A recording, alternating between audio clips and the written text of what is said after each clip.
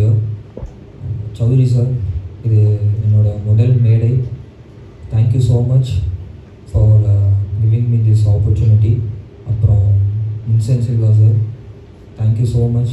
இது வந்து எனக்கு லைஃப்பில் நான் நடித்த முதல் படம். இந்த கான்ஃபிடன்ஸ் கொடுத்து, இந்த கேரக்டர் கொடுத்து, தமிழ்நாட்டிலேருந்து என்னை கொண்டு வந்து நடிக்க வச்சதுக்கு ரொம்ப ரொம்ப நன்றி. இந்த படம் ஷேப் அப் ஆகிறதுலேருந்து இப்போ வரைக்கும் கூட இருந்துகிட்ருக்கிற அஜ்மலுக்கும் I have to thank him so much. Then அவர் hero Madhav, the day when we all entered into the set, அது ஒரு collaborative work-ஆக இருக்கும். We all enjoyed and we worked together, and the rapport, the chemistry, you can see it on the screens. So we all are excited to see ourselves in the screens tomorrow. நீங்களும் வந்து நாளைக்கு படத்தை பார்த்து எங்களை support பண்ணி இதை மேலும் இன்னும் இந்த படத்தை பற்றி வெளியில் பேசி எங்களுக்கு சப்போர்ட் பண்ணுவீங்கன்னு நம்புகிறேன். எல்லாருக்கும் நன்றி வந்ததுக்கு once again. And Devika, Yami, Lena ma'am, இவங்க எல்லோரும் பார்த்து நான் இங்கே எல்லாருக்கிட்டேருந்தையும், since it's my first film, நான் நிறையா கற்றுக்கிட்டேன் இவங்ககிட்டேருந்து. நான் இவங்க ஒவ்வொரு சீன்லேயும் சரி, ஷார்ட்லேயும் சரி, அண்ட் இந்த படத்துக்கு பின்னாடி நிறைய டெக்னீஷியன்ஸ் ஒர்க் பண்ணியிருக்காங்க. அவங்க எல்லாருக்குமே இந்த நேரத்தில் நான் நன்றி தெரிவிச்சுக்கிறேன். ஸோ எல்லாரோட எஃபர்ட்டும் இங்கே இந்த படத்தில் போட்டு இது வந்து October 2 நாளைக்கு ரிலீஸ் ஆக போகுது. I wish everyone very all the best, and I think our chapter starts from here. Thank you. എല്ലാവർക്കും ഒരുപാട് നന്ദി. മലയാള സിനിമയ്ക്ക് ഒരു നായകനെ അല്ല 4 നായകന്മാരെ കിട്ടുമെന്നും 2 നായികമാരെ കിട്ടുമെന്നാണ് എൻ്റെ പ്രതീക്ഷ. അജു പറഞ്ഞതുപോലെ കുമ്മാട്ടിക്കളിയിൽ വർക്ക് ചെയ്യുന്നത് നമ്മളെല്ലാവരും ഒരു ഫാമിലി പോലെയായിരുന്നു അതിൻ്റെ സെറ്റിൽ ഫങ്ഷൻ ചെയ്തത്. നമ്മുടെ എല്ലാവരുടെയും കരിയർ ട്രാക്ക് റെക്കോർഡ് നോക്കിയാൽ അറിയാം, കമ്പൈൻഡ് വർക്ക് എക്സ്പീരിയൻസസ് ആക്ടേഴ്സ് 20 ഫിലിംസോളം വരുന്നു.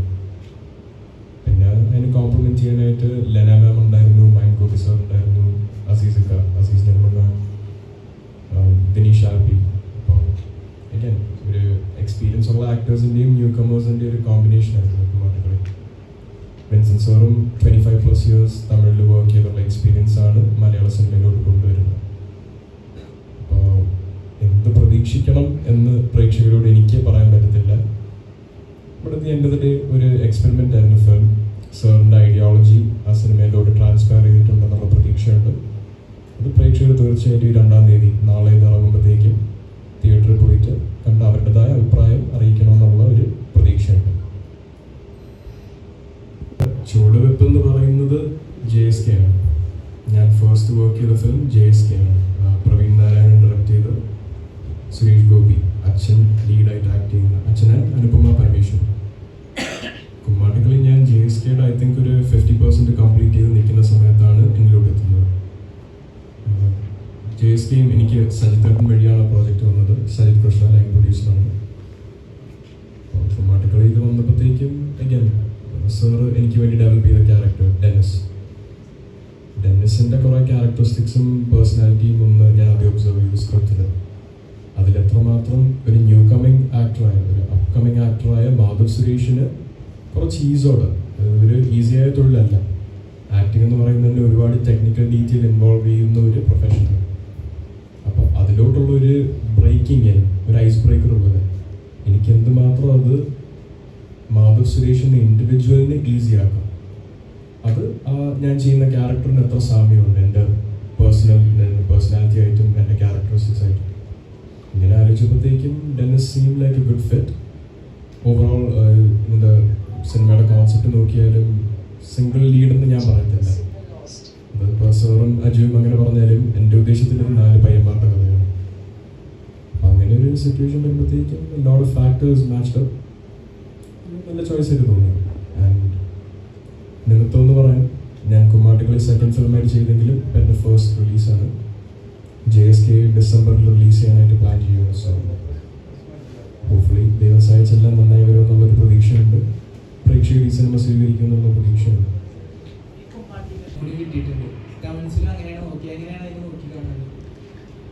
സുരേഷ് ഗോപിയുടെ മകനാണെങ്കിലും ജൂനിയർ പൃഥ്വിരാജ് എന്ന് പറയുകയാണെങ്കിലും ഇതെല്ലാം ഓരോ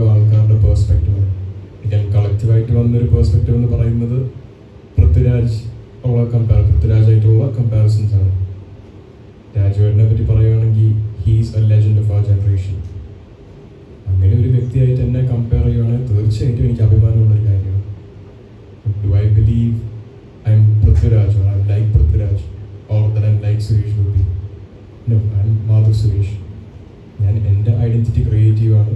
അതേപോലെ ആൾക്കാർക്ക് എൻ്റെ പേഴ്സണാലിറ്റിയും അവരുടെ പേഴ്സണാലിറ്റിയും തമ്മിൽ എന്തെങ്കിലും സിമിലാരിറ്റീസ് തോന്നുന്നെങ്കിൽ അവരുടെ പെർസ്പെക്റ്റീവ് മാത്രമാണ്. സോ അതിൽ കൂടുതലൊരു അഭിപ്രായം ഞാൻ പറ്റി ഒരുപാട് നോക്കാറില്ല. ഇപ്പോൾ എൻ്റെ ഫ്രണ്ട്സ് ആരെങ്കിലും ഇങ്ങനെ പോയിന്റ് ഔട്ട് ചെയ്യുന്ന കമൻസ് വല്ലതും എടുത്ത് അയച്ചു തന്നു കഴിഞ്ഞാൽ എൻ്റെ എനിക്കൊരു സ്വഭാവമുണ്ട്, ശരിക്കും പറഞ്ഞാൽ എൻ്റെ ഒരു തെറ്റ് സ്വഭാവം തന്നെയാണ്. ഒരു പരിധി കൂടുതൽ അനാവശ്യമായിട്ടുള്ള കമൻസ് വന്നു കഴിഞ്ഞാൽ അതിന് ഞാൻ എൻ്റെ സമയം വേസ്റ്റ് ചെയ്ത് റെസ്പോൺസ് കൊടുക്കുന്നുണ്ട്. സോ അങ്ങനെ ചില കമൻസ് ഞാൻ കാണാറുണ്ട്. ബട്ട് അതല്ലാതെ ഇരുന്ന് കമൻറ്റ് തപ്പി കണ്ടുപിടിച്ച് അത് കണ്ട് ഒരുപാട് വിഷമമോ സന്തോഷമോ ഈ ഒരു സ്റ്റേജിൽ ഞാൻ അനുഭവിക്കുന്ന ആളല്ല.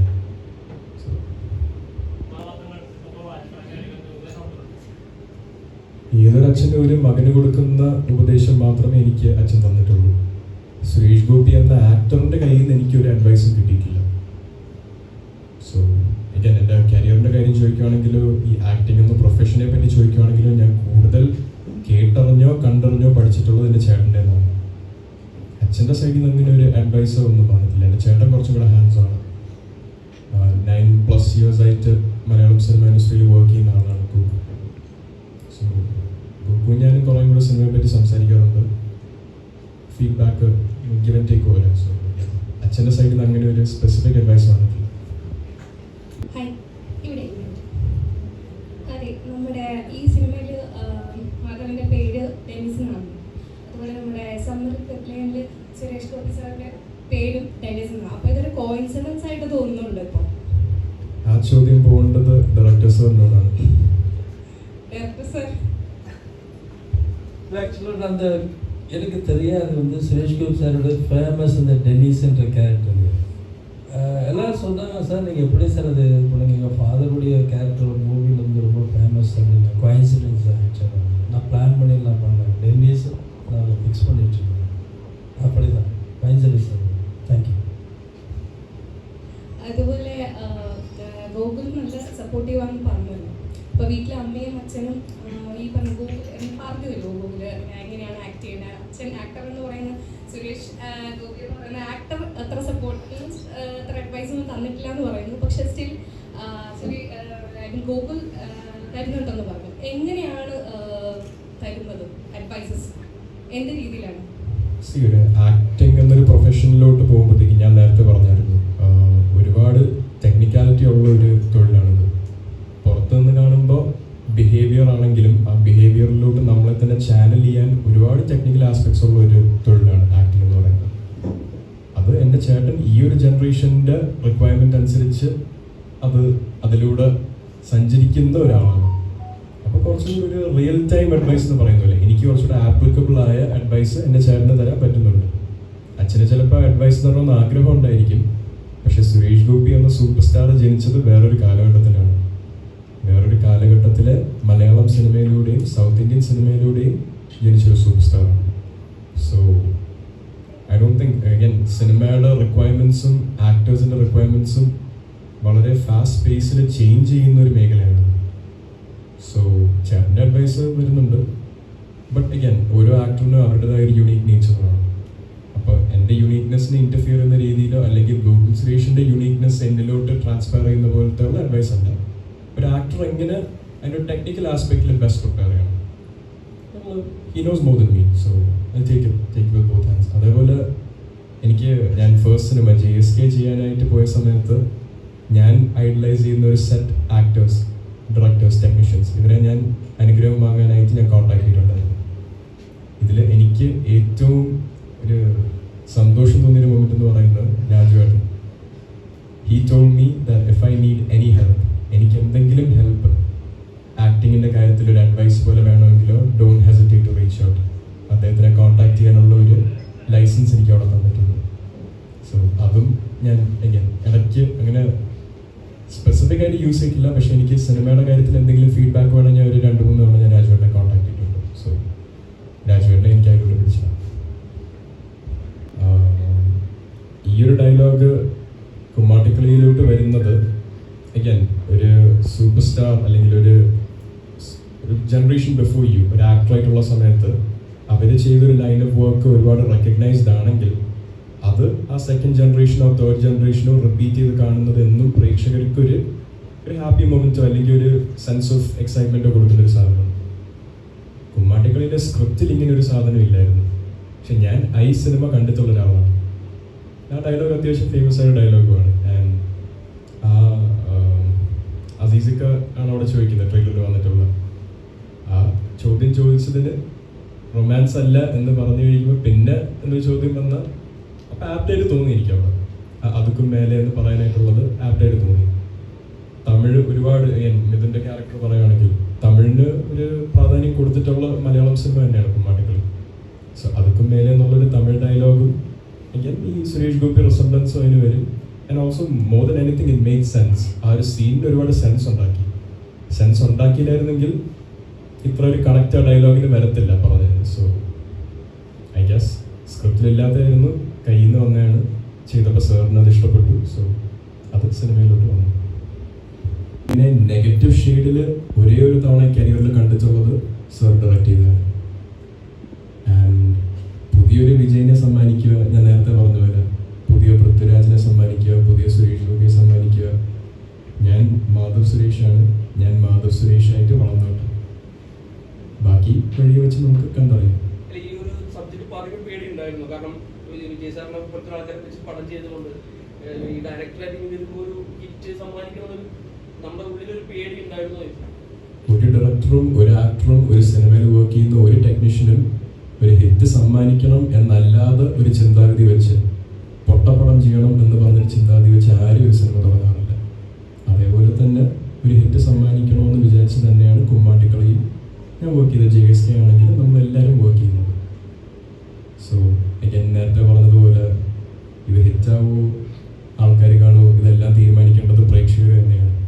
പ്രേക്ഷകർക്ക് ആ കണക്ട് ഈ സിനിമയിലോട്ട് വരാനുള്ള കുറേ ഫ്രാഗ്മെന്റ്സ് വിൻസെന്റ് സാറിൻ്റെ ക്രിയേറ്റിവിറ്റി വഴി വന്നിട്ടുണ്ട് എന്ന് എനിക്ക് കോൺഫിഡൻസ് ഉണ്ട്. അത് പ്രേക്ഷകരിലോട്ട് ട്രാൻസ്ഫർ ചെയ്ത് കഴിഞ്ഞാൽ ആൾക്കാരുടെ പരിധി കൂടുതൽ തിയേറ്ററിൽ കയറി കണ്ടു കഴിഞ്ഞാൽ ഈ സിനിമ വിജയിക്കും. അല്ലാതെ നമ്മൾ ചെയ്യേണ്ട പണി നമ്മൾ ചെയ്തു കഴിഞ്ഞു, ബാക്കി ഇനി പ്രേക്ഷകരുടെ റിസപ്ഷൻ പോലെ ഇരിക്കും. ആദ്യം സുരേഷ് ഗോപി, ഞാനാണ് മകൻ. അതായത് നെറ്റ്പോക്കറ്റ് എന്ന പ്രസ്താവന ഉണ്ടല്ലോ, അത് എത്രത്തോളം ഉപകാരപ്പെട്ടു എന്നാണ് ഞാൻ ചോദിച്ചത്. ഞാൻ തീർച്ചയായിട്ടും നെറ്റ്പോക്കറ്റ് തന്നെയാണ്. ഞാൻ നെറ്റ്പോക്കറ്റ് അല്ലായിരുന്നെങ്കിൽ എനിക്ക് സിനിമയിലോട്ട് ഒരു ഈസി ആക്സസ് കിട്ടത്തില്ല. സുരേഷ് ഗോപിയുടെ മകനായതുകൊണ്ട് തന്നെയാണ് ഞാൻ സിനിമയിലോട്ട് കയറി വന്നത്. അല്ലാതെ ഞാൻ സിനിമയുടെ ടെക്നിക്കൽ സൈഡിലോട്ടോ അല്ലെങ്കിൽ ആക്ടിങ്ങിൻ്റെ ടെക്നിക്കൽ സൈഡിലോട്ടോ ഒരുപാട് ട്രെയിനിങ് ചെയ്ത് അതിനൊരു കരിയർ ഫുൾ എൻ്റെ കുഞ്ഞുനാളോട്ട് പെർസ്യൂ ചെയ്ത് വന്ന ഒരാളല്ല. അപ്പം അങ്ങനെ നെറ്റ്പോക്കറ്റ് എന്നൊരു ടാഗ് ഉള്ളതുകൊണ്ട് മാത്രമാണ് എനിക്ക് എൻ്റെ ഫസ്റ്റ് 2 പ്രോജക്ട്സ് JSK കുമ്മാട്ടിക്കളി കിട്ടിയിരിക്കുന്നത്. സോ എനിക്ക് അതുകൊണ്ടുണ്ടായ ബെനിഫിറ്റ് അവിടെ ഓബ്വിയസ് ആണ്. സംസാരിക്കണമെങ്കിൽ അതിനെപ്പറ്റി അതുകൊണ്ടുണ്ടായ നെഗറ്റീവ്സിനെ പറ്റി എനിക്ക് സംസാരിക്കാൻ പറ്റും. സംസാരിക്കണം. ഈ പേര് ഈ ടാഗ്ലൈൻ മാറ്റണ എന്നുള്ളത് ഇനിയുള്ള ഫിലിമിൽ അപ്കമിങ് ഫിലിംസിൽ ഇപ്പോൾ പ്രേക്ഷകർ ജഡ്ജ് ചെയ്യുന്നതായിരിക്കും. അപ്പോൾ അത് മാറ്റണം എന്നുള്ള ഒരു കോൺഫിഡൻറ്റ് വേണ്ടേ? ഇപ്പോൾ ഫസ്റ്റ് 2 വന്ന ചോദ്യങ്ങൾ, ഇതിന് മുന്നേ വന്ന ചോദ്യം, അടുത്ത പൃഥ്വിരാജ്, അടുത്ത സുരേഷ് ഗോപി, അടുത്ത വിജയ്. നെറ്റ്പോക്കറ്റ് എന്നുള്ള സുരേഷ് ഗോപി കമ്പാരിസൺ വിട്ടാൽ 2 ആൾക്കാരെയും കൂടെ എന്നെ വെച്ച് ഇനി കമ്പയർ ചെയ്യാൻ പറ്റുമോ എന്നുള്ള ചോദ്യമാണ് വന്നിരിക്കുന്നത്. അപ്പം ഞാനിനി എത്ര വർക്ക് ചെയ്താലും ആ ഒരു മൈൻഡ് സെറ്റ് മാറാതെ ഒരിക്കലും എനിക്ക് എൻ്റെ ഐഡൻറ്റിറ്റി ക്രിയേറ്റ് ചെയ്യാൻ പറ്റത്തില്ല. എൻ്റെ വർക്ക് ഞാൻ ചെയ്യണം. എൻ്റെ ഇൻഡിപെൻഡൻസ് ആയിട്ട് ഞാൻ ക്രിയേറ്റ് ചെയ്തെടുക്കാനുള്ളത് എൻ്റെ വർക്കാണ്. അത് ഞാൻ ചെയ്താലും 10 വർഷം കഴിഞ്ഞ് ഇവൻ്റെ പൃഥ്വിരാജിൻ്റെ ഒരു സാമ്യമുണ്ടല്ലോ എന്ന് പ്രേക്ഷകരുടെ മനസ്സിലൊരു ചിന്താഗതി വന്നു കഴിഞ്ഞാൽ എന്നെ ഒന്നും നെക്സ്റ്റ് പൃഥ്വിരാജ് എന്നോ അല്ലെങ്കിൽ കറണ്ട് പൃഥ്വിരാജ് എന്നോ കറണ്ട് സുരേഷ് ഗോപി എന്നോ വിളിച്ചേക്കാം. എനിക്ക് പ്രേക്ഷകരാണ് തീരുമാനിക്കുന്നത്. സൂപ്പർ സ്റ്റാർസ് ആണോ, ആക്ടേഴ്സ് ആണോ, സക്സസ്ഫുൾ ആക്ടേഴ്സ് ആണോ, സക്സസ്ഫുൾ മൂവീസ് ആണോ, ഇതെല്ലാം അവരുടെ പേഴ്സ്പെക്റ്റീവ് കൊണ്ട് മാത്രം വീഴുന്ന ഓരോ ലേബിൾസും ടാഗ്സുമാണ്.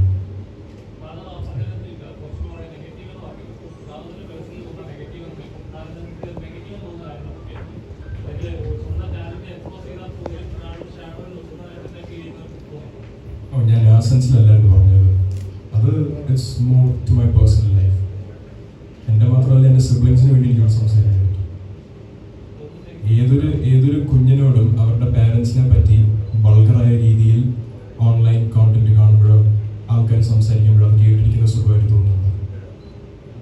അതനുഭവിച്ചാണ് ഞാനും എൻ്റെ 3 സിബ്ലിങ്സും. ഇപ്പോൾ ചാലൂക്കിൻ്റെ കാര്യം പറയുകയാണെങ്കിൽ ചാലൂക്കിൻ്റെ ചേച്ചിയും അപ്പുചാടും ഷാലൂക്ക, ഇവരുടെ നെപ്പോ കിഡ്സ് എന്ന് പറയുന്ന എല്ലാവരും പേഴ്സണൽ ലൈഫിൽ ചെറുപ്പത്തിൽ ഒരുപാട് അനുഭവിച്ച് വളർന്നു വന്നവരാണ്.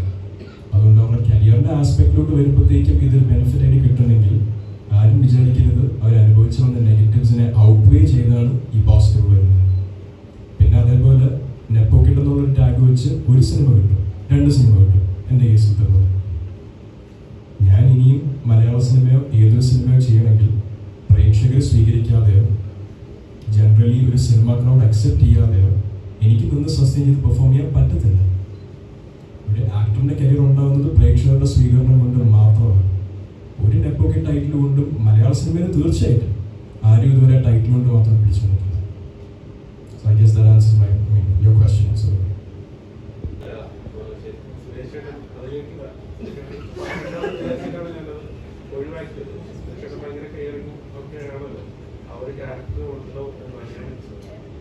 അത് കണ്ടല്ലേ ഞാൻ വളർന്നത്. ഐ തിങ്ക് ചെറുതായിട്ട് അതുപോലെ ആവാം. ദേവിക മാത്രമല്ല, യാമിയും മാത്രമല്ല, മിഥുനും പറയാൻ പറ്റും, അജ്മലിനും പറയാൻ പറ്റും, ധനഞ്ജയുടെ ഉണ്ടായിരുന്നെങ്കിൽ അവനും പറയാൻ പറ്റും, പരിധിവരെ സാറിനും പറയാൻ പറ്റും. സോ ഈ ചോദ്യം ഇവർക്കായിരിക്കും പോകാത്തത്, നേരെ ദേവികയിലോട്ടാണ് പോയത്.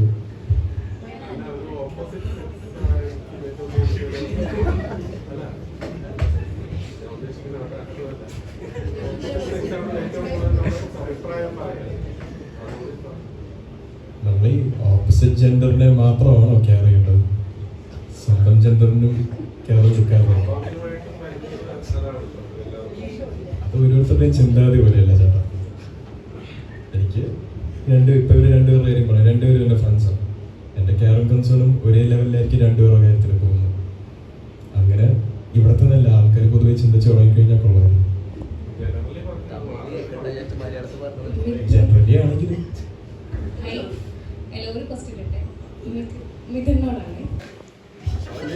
പൃഥ്വിരാജ് ഒരു 10 വർഷം മുന്നത്തെ ശേഷം നടക്കാൻ പോകുന്ന കാര്യങ്ങളൊക്കെ ഇങ്ങനെ പ്രെഡിക്റ്റ് ചെയ്ത് പറയാറുണ്ട്. മാധവ് അങ്ങനെ 10 വർഷം കഴിഞ്ഞ് കഴിഞ്ഞാൽ ഞാൻ എങ്ങനെയാണ് പ്രെഡിക്റ്റ് ചെയ്യാൻ പറ്റും? എനിക്ക് 10 വർഷം തരുമോ?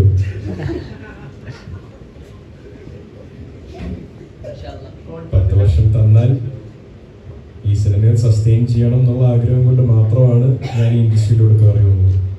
നേരത്തെ പറഞ്ഞ പോലെ ഒരു ഹിറ്റ് പടം ക്രിയേറ്റ് ചെയ്യാൻ മാത്രമേ ഓരോ ഡയറക്ടറും അല്ലെങ്കിൽ ഓരോ ക്രൂ മെമ്പറും ഒരു സിനിമയിലോട്ട് കമ്മിറ്റ് ചെയ്യത്തുള്ളൂ.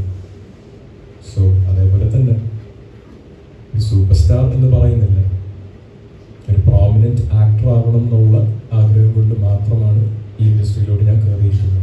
അതിനുള്ള എഫേർട്ട് എന്ന് പറയുന്നത് കഠിനാധ്വാനം എന്ന് പറയാം. അത്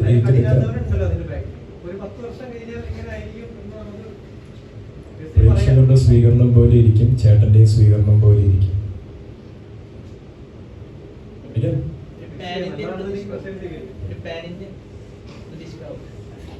പ്രൊഡ്യൂസേഴ്സിനും ഡയറക്ടേഴ്സിനും എന്നിൽ ആ കോൺഫിഡൻസ് വരുന്ന സമയത്ത് അന്നൊരു ഓഫർ വന്നാൽ ആ സ്ക്രിപ്റ്റായിട്ട് ഞാൻ അലൈൻ ചെയ്താൽ തീർച്ചയായിട്ടും മലയാളി ക്രൗഡിനെ കേറ്റർ ചെയ്യുന്ന പോലെ തന്നെയാണ്, അതിനെക്കാട്ടിലും ഒരു വലിയ ക്രൗഡിനാണ് പാൻ ഇന്ത്യ എന്ന് പറയുമ്പോൾ നമ്മൾ കേറ്റർ ചെയ്യുന്നത്.